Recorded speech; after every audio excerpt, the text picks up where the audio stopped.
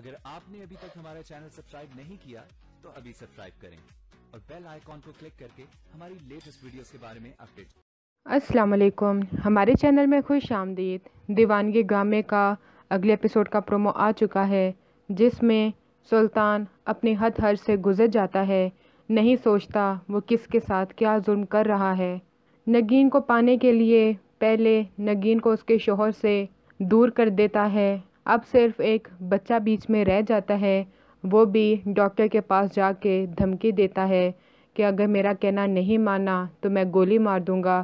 جا کے ہارون سے کہنا ہے کہ اس کا بچہ مر گیا ہے، حالانکہ وہ خود اپنے پاس بچہ رکھ لیتا ہے اور اس کو گھر بھجوا دیتا ہے۔ ہارون جو کہ پہلے ہی نگین سے بہت ہی زیادہ بدگمان ہوا ہوتا ہے، اب تو اس کی شکل دیکھنا بھی گوارا نہیں کرتا۔ نگین کو پہلے ہی شک ہوتا ہے کہ یہ سب کچھ سلطان نے ہی کیا ہوگا، کیونکہ جب وہ بے ہوش ہوئی تھی تب سلطان بھی ہسپتال میں آیا تھا، اس کی بہن نے اس کو بتایا تھا، لیکن اسے یقین ہوتا ہے کہ اس کا بچہ زندہ ہے، وہ مر نہیں سکتا۔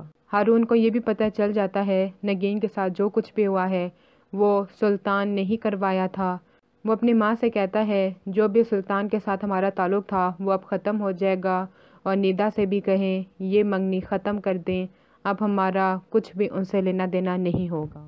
لیکن اسے ابھی تک یہ نہیں پتہ چلتا سب سے بڑا گنہگار تو سلطان ہی ہے، نگین بیچاری تو بے گناہ ہے، اس کی تو کوئی غلطی بھی نہیں ہے، لیکن اس کو ابھی بھی طلاق نہیں دیتا کہ پہلے بچہ مرا ہے، اب میں اس کو طلاق دے دوں، میں نگین کو اتنے غم نہیں دے سکتا۔ اگلے ویڈیو تک کے لیے اللہ حافظ۔